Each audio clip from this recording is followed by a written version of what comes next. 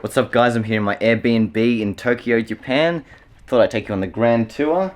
It's not the biggest place in the world, but it gets the job done. When I got here, I could choose from two mattresses. I got the soft and the hard. I went for the soft, and I've been sleeping like a baby. I have a little fold-away kitchen, which is quite cool.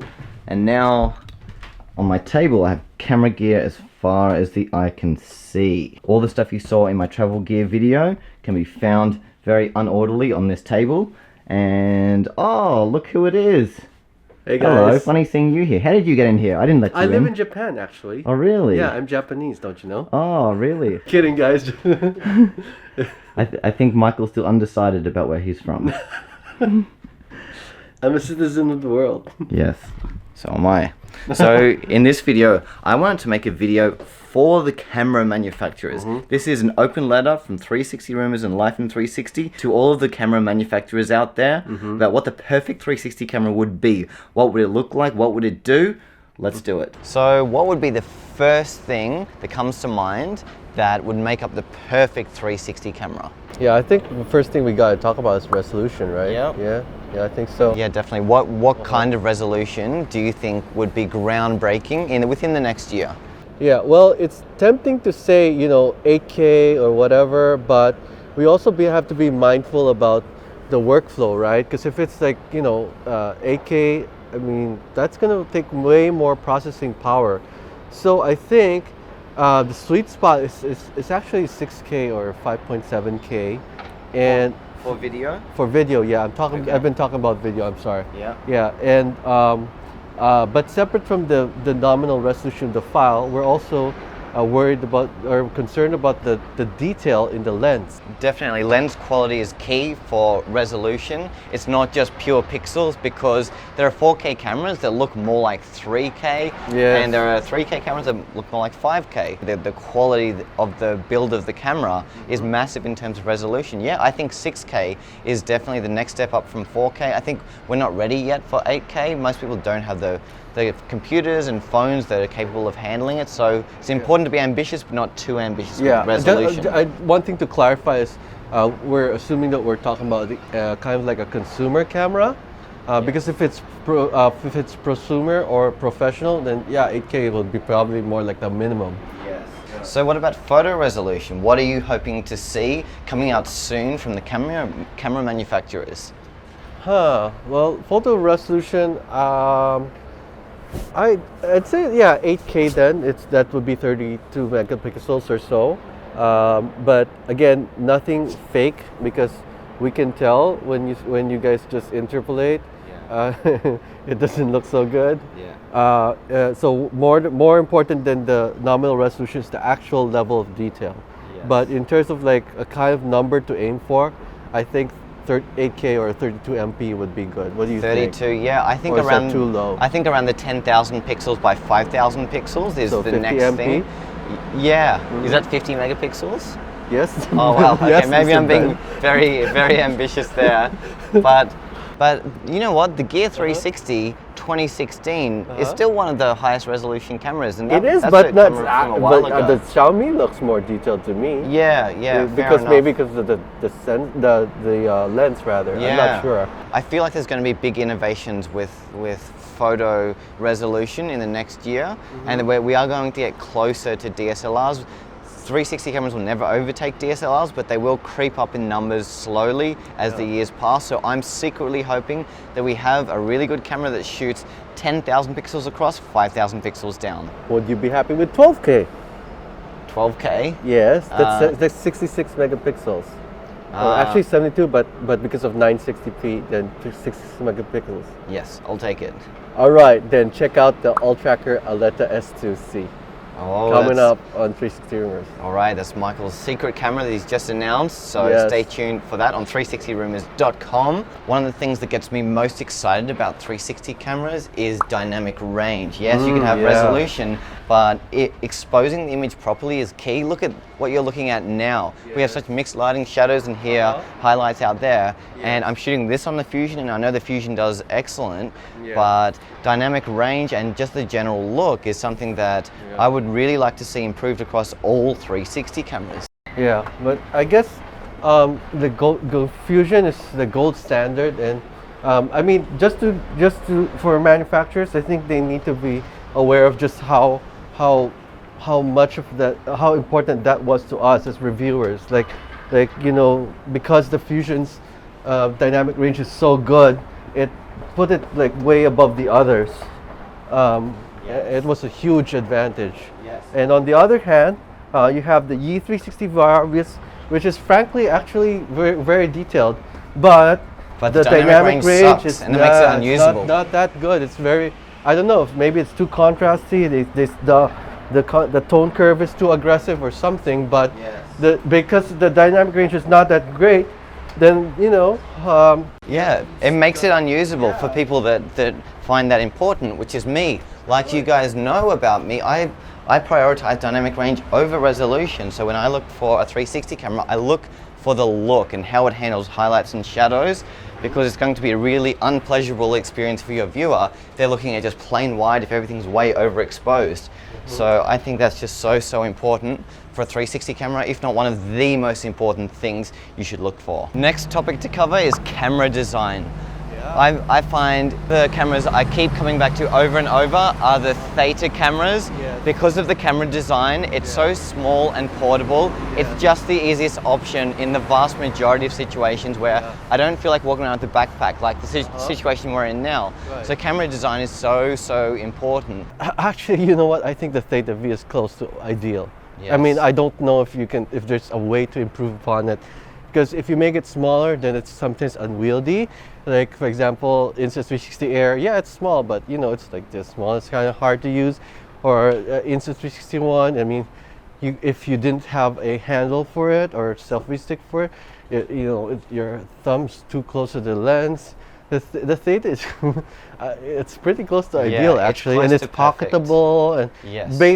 we definitely want pocketable, and we Yes. want the lenses to be close to each other to Yes. minimize the stitching errors. The issue is when you have cameras that thin, it affects resolution because the lenses are so close, the sensors are so close that it's physically hard to up the resolution in such a small camera design. It needs to be the size of a pocket, I think is what we're saying. Yeah, pocketable, definitely. I think we need to move away Yes. from that oncoming minivan. But at least we'll capture 360 rumors as death in 360. There'll Death be in 360. life in 360, death in 360. There are a few more specific things to do with design that make a really big difference on purchasing decisions I've noticed. Things like usability without a phone. If a camera depends on a phone, I think that severely limits it. As much as I like the ease of use of these cameras, I don't really see myself ever relying on them in the future. And speaking of phone, definitely you need Wi-Fi, not just Bluetooth, because the Insta360 for example, it doesn't have Wi-Fi, so you don't have like a video live preview. So we need the previews, not just like being able to control it remotely, but also be able to preview our shots. So yeah, we need Wi-Fi. Yes, and this brings up another crucial thing, and that's workflow. We need a fast, easy workflow. Yeah. Of course, all cameras have flaws and they have things that they require a longer workflow for, but there are also some cameras where the workflow is just so perfect, and I think we need to model future cameras on those really fast workflows, because it's having a fast workflow that's what's going to lead to 360 cameras receiving mass adoption. When you can do something that quickly, shoot a photo, edit, upload within 2 minutes, that's when everyone will want a 360 camera, and at the moment there are so few cameras that do that. Right, yeah, definitely. In fact, what I'm hoping for is in this year is in-camera stitching. Doesn't have to be real time, but we'd like to see in-camera stitching so that all the user has to do is take the file out of the card, just the same way that they imagine using a regular camera, because most of them don't even know that you need to stitch a 360 photo, and they see those double circular fisheyes and say, what's wrong with my camera? Yeah, exactly. Yeah. And you know what I'd love to see? Yeah, and I can't really fault them, because that's how normal cameras are used. Yes. Yeah. You know what I would really like to see is just the extinction of the word stitching. Yes. Consumers don't care about stitching. They shouldn't need to know about that, and they shouldn't have to deal with it. Right. So hopefully in-camera stitching just becomes a thing that happens in the background that nobody ever has to worry about it. It's not even a feature. Oh, you remember those days when we had to Yes. stitch? Yeah. Yes, that will be us in 5 years, I think. I hope so. Yes, I think the word stitching will be eliminated in the Maybe next 5 hopefully years. even sooner than that. The next thing that really needs to be sorted out by camera manufacturers is durability. We need cameras that aren't going to tip over and scratch the lens and then bye-bye 360 camera. This Yeah. is one of the... Like we need a replaceable lens for Yes, sure. this is one of the issues that is exclusive to 360 cameras because they have two exposed lenses. No other cameras are like that. Unfortunately, a lot of people accidentally put their camera down and it tips over in the wind. So we need to find a way of protecting those lenses regardless of the camera, so you don't have to buy an entirely new camera or have camera designs that do have replaceable lenses, because this is becoming a must-have feature. Yeah, I actually would like both, a replaceable lens and an external housing option that you can use for rough environments. You Yeah. know, yeah, I mean, it doesn't have to be, you know, super tough. It's more of, the issue is more of like, you know, it's inevitably gonna get scratched almost, you know, so we just need to make it economical and practical. And Yeah. it doesn't cost like, you know, $100 or more to replace the lens. It's something like $20 or something. Yeah, it needs to be a tough camera. So not only replaceable lenses, but shockproof and waterproof. I think are two amazing features. I know we're asking for a lot, but this is our wish list, so we can put as many things on it as we like. You know, speaking of waterproof, I want a case that can stitch the videos and photos well underwater. Because like there are so many cases out there, and yeah, it's waterproof, but you know, when you stitch it, it doesn't look good. Another popular feature request I get when people are asking for a 360 camera is live streaming. It seems to be something that not a lot of them offer, but they're slowly adopting 360 live streaming as a big part of their camera. What do you think the future holds for 360 live streaming? Will the demand grow or fade? I think it will fade.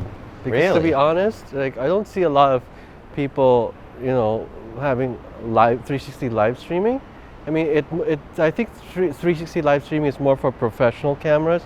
Like if they have a concert or something, then yeah, 360 live streaming, go for it. Now, I mean, for casual use, I personally, at least among my readers, I don't see them using it. I rarely ever use it. Yes. In fact, I hesitate to use it. Yeah, me too, actually. I hate to say it. I would like to stream more, but I just don't. And the reason I think that it will take a while before live streaming in 360 becomes more mainstream, more of an in-demand thing, is internet speeds. We don't have fast enough internet speeds around the world to handle a decent connection. Yeah, we can probably stream at 720p or 480p in 360, but it looks like crap. And you want a decent looking 360 live stream all around the world, not just to the people streaming from the fastest countries and watching in the fastest countries, but the world as a whole needs to evolve in its internet connection speeds in order for 360 live streaming to become more of a mainstream thing, because you're transmitting a lot of data when you're sending a 360 live stream to countries all over the world. So I feel like that's one area of technology that will need to evolve before 360 can evolve. And I guess there needs to be more support for like 360 streaming formats. Like, for example, it would be nice if you could use it for your Instagram stories, right? Or if you're gonna do like a 360 video and post it to Instagram or Twitter, then yeah, there needs to be support for that. Yeah, right more now, support on social networks. Right now, you got Facebook, YouTube, and that's basically it. Another feature that I think is going to take a long time to become a must-have thing is spatial audio. I still haven't seen it done exceptionally well, and people just aren't interacting with it because most people are viewing 360 content without sound. You know, I actually like the spatial audio. I mean, you guys think about it, but if you do add spatial audio, please make it easy. When I say easy, I mean like the fusion, because For example, the Theta V has spatial audio, but the workflow to get spatial audio on Premiere it takes too many steps. With Fusion, it just works, right away. You just choose spatial audio, and when you render it and then you bring it into Premiere, it's got spatial audio, and that's how we would like it to. By the way, the direction, please make sure that it's oriented correctly, because like with the Theta V, for example, I have to change the orientation of the spatial audio. That's another pain point. Just make it easier for us. Yeah.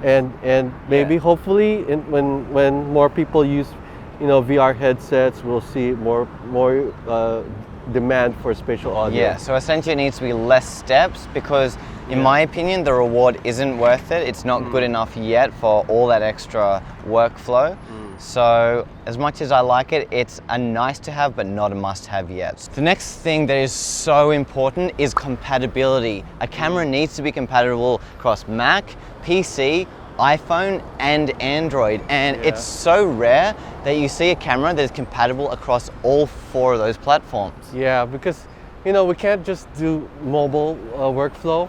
If a 360 camera doesn't have a desktop workflow, it almost like takes it off serious consideration by prosumers, because they shoot a lot, we shoot a lot, and we don't want to process it all on our phones and like have to like delete apps and stuff just to make space for it.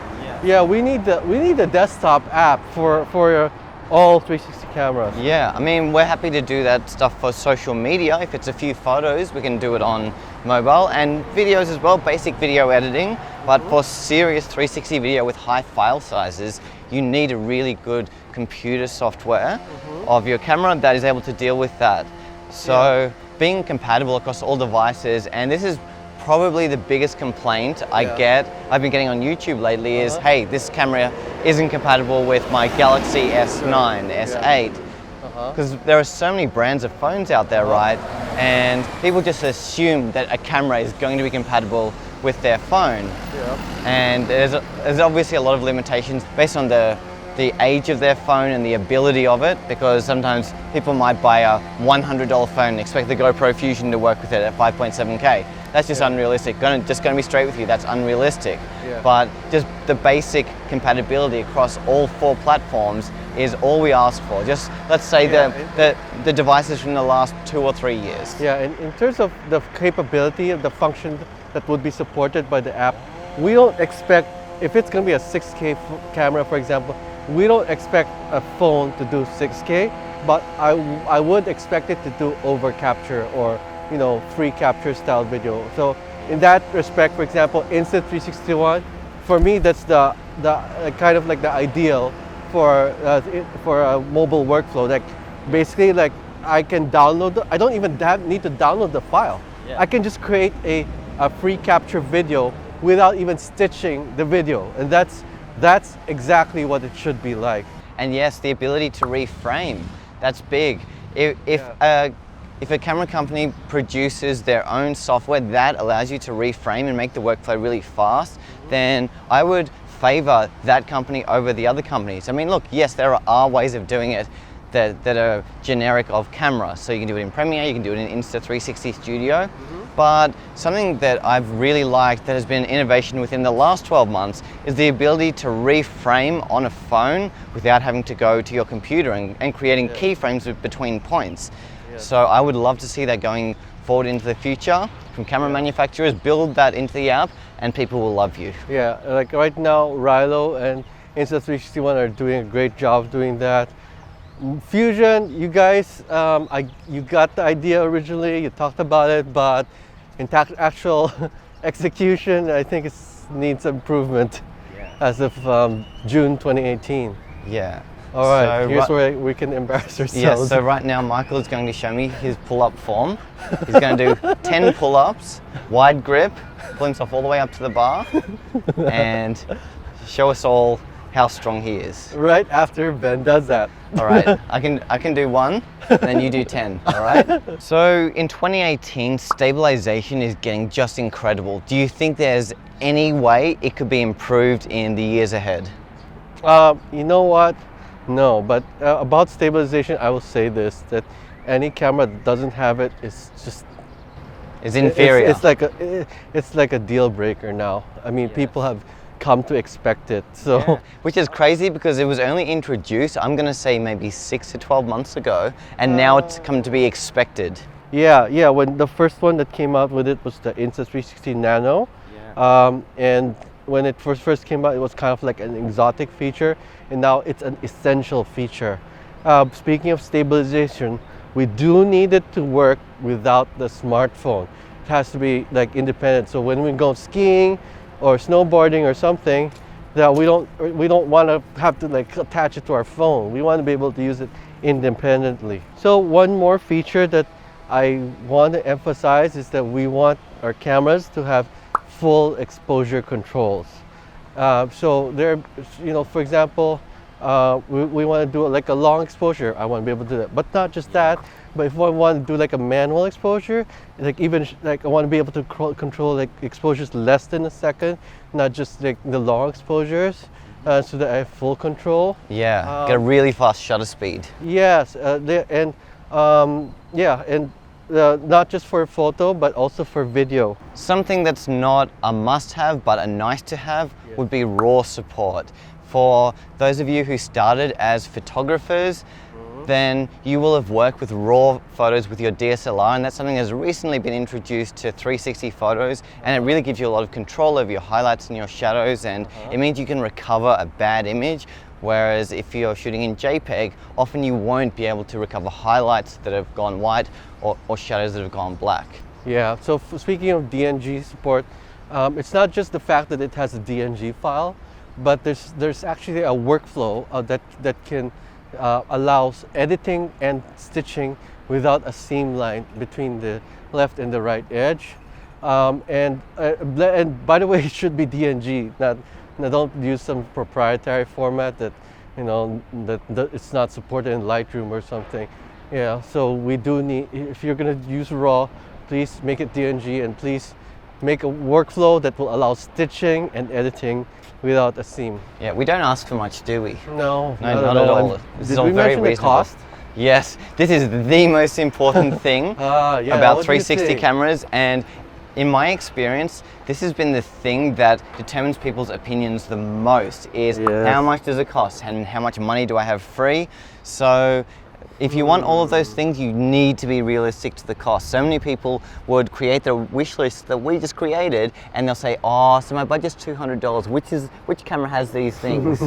And we have to say, well, no, none of them, because firstly a camera like that doesn't exist, but even getting half of them would be the world's best 360 camera, and it's going to cost you. The more you pay, the more stuff you get. So, but what do you think is the ideal like price point for a 360 camera? Well, I think at the moment people have gotten to know the $300 price point. That's the $300 is very critical. Yeah, at the moment that's it.